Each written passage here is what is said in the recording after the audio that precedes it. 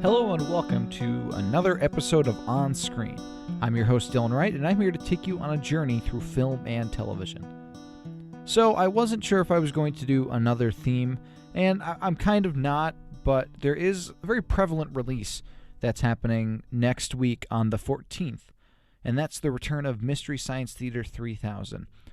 Now, I know I recommended the original series in one of my older episodes for a Netflix pick of the week, but it's going to be a brand new season that's coming right on Netflix, and I decided that to celebrate it, I was going to cover the show itself next Thursday. But today, I decided, because Mystery Science Theater covers bad movies and they riff over them and make fun of them, I would do something similar. Not riff, because, of course, I only have 10 minutes and I can't quite do an hour-and-a-half movie in that time limit.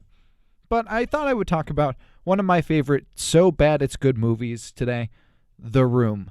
Now, if you've never heard of The Room, I wish I could recall that not knowing, because I really want to experience it for the first time again. It's basically this movie created by this one man named Tommy Wiseau, and he wrote it, directed it, produced in it, starred in it, and it is one of the craziest things I've ever seen in my entire life. This man, you don't know where he's from, Tommy Wiseau. You don't know from what country he hails or what his accent is, but he has the most unique voice I have ever heard. He's almost like an alien, because when you watch him in this movie, he doesn't seem to know how human beings react. Like, listen to the dialogue and watch this man try to react to different things. It's really weird. And the guy even looks like an alien. He looks like this smushed back person, like his skin's pulled back, and like he's wearing this wig, but it's his actual hair. It's just really terrible and dyed. But to get to the plot of the movie, it's about this guy named Johnny, not Tommy, Johnny, who's a banker, I guess, and he's getting married to this girl named Lisa, who he never calls his fiancée. It's always his future wife. And he has a friend named Mark who's cheating with Lisa on him. And also this really creepy kid named Denny who wants to be in a three-way with Johnny and Lisa. It's so weird. And then Lisa's mom's in the movie and she has cancer, but it's never really brought up after it's mentioned she has cancer. The thing with the movie is it doesn't really have a solid through line, because there's a million different subplots and stories that are brought up and then dropped, and then there's other things brought in. Denny's wanted by a drug dealer because he didn't give him his money, but he already got the drugs, so why would a drug dealer give the drugs without getting the money? But that's beside the point. It features some of the best acting in the world by many of the actors. Clearly, they're all confused by the script because, like I said, if you listen to the dialogue, half of it doesn't make sense. There's non sequiturs and these just random switches in topics. Like Tommy's talking about his banking job, and then he asks Mark about his sex life. It's the weirdest thing I've ever heard in my entire life, and it's a fun movie because of it. You're just seeing these people confused and stumbling their way through this film that's clearly a passion project from the director. And he said it several times that this was a really important project to him. But it's the weirdest thing in the world. And it's so weird that it has a book written by one of the stars, Greg Sestero, who played Mark, about the making of the film. And it's actually going to be a movie itself, starring James Franco as Tommy Wiseau. Both the book and the movie are going to be called The Disaster Artist, and I highly recommend reading the book because it's just a wild ride, really. So that should be really interesting to see. But if you the book, some of the stories, what a story, Mark. That's one of the lines from the movie. But some of the stories inside the book about the making of this film are just wacky. Like Tommy Wiseau bought a regular film camera and also a 3D camera, and he shot the movie with both of them running at the same time, just right next to each other, which you don't normally do when you're filming things. You normally have one or the other. Sometimes you have certain shots with one, sometimes certain shots with the other, but he had them both running simultaneously throughout the entire film. Just reading about the man, the myth, the legend, Tommy Wiseau, and all that was involved in him making this film it's even more interesting than the film itself sometimes. He doesn't want anybody to know anything about him, his age, where he's from.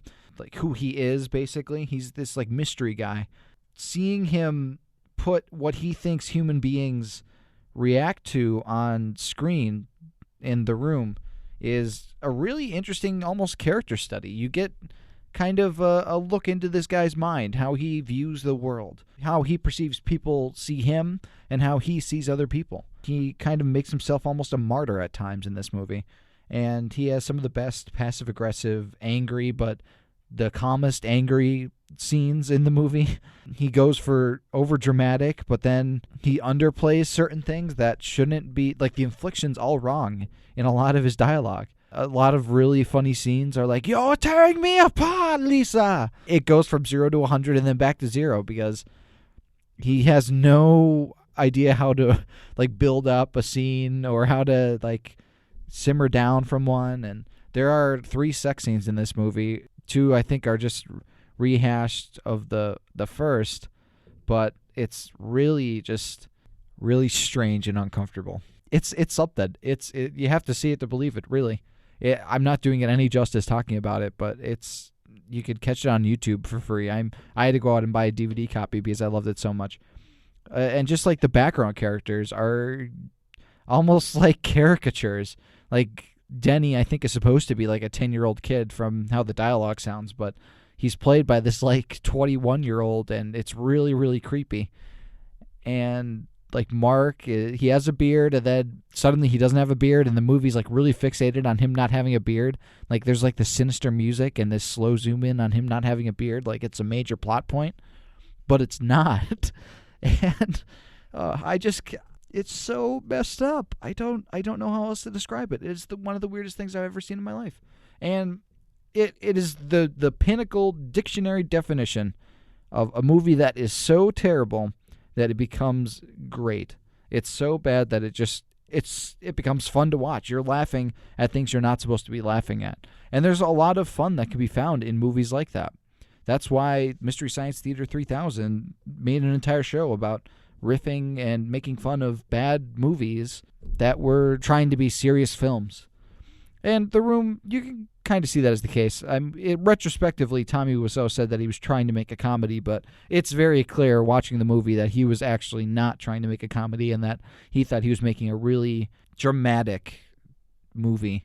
But what can you do? The guy has heart, and you could really respect him for that. And it's a great movie.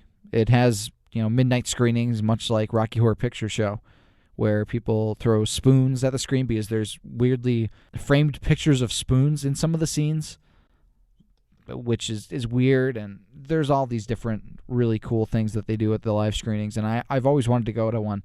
But The Room, I definitely recommend it. It's a cult classic, and you'll definitely find yourself laughing hysterically throughout most of the film. So really quickly, I'm going to give you my Netflix pick of the week for this week, and it's a documentary series that just came out, and it's called 5 Came Back. It's basically the story of 5 Hollywood film directors that went into World War II and made kind of war films. They were successful outside of the war, like Frank Capra, who directed It's a Wonderful Life, John Ford, who did a bunch of really nice Westerns. And it's just about kind of their journey throughout World War II. And it's a really engaging and really compelling story. They got a lot of high-profile interviewees like Steven Spielberg, Guillermo del Toro, just to come in and talk about these directors and the work that they did in and outside of World War II. And it's really cool to kind of see a different side of a war that you normally don't see. Normally you're seeing the soldiers and the people like that, but you get to see kind of almost a propagandic side in a way, if you want to call it that. So definitely check out 5 Came Back. So that's all the time I have for this week's episode of On Screen. If you have any suggestions for a future topic, I would love to hear them. Please email me at dwight@m.marywood.edu, and we'll cover it on the show. Next week, of course, we're covering Mystery Science Theater 3000. I'm really excited for the new series, and I may or may not have a special guest on. Depends on their availability. So until next time, take care.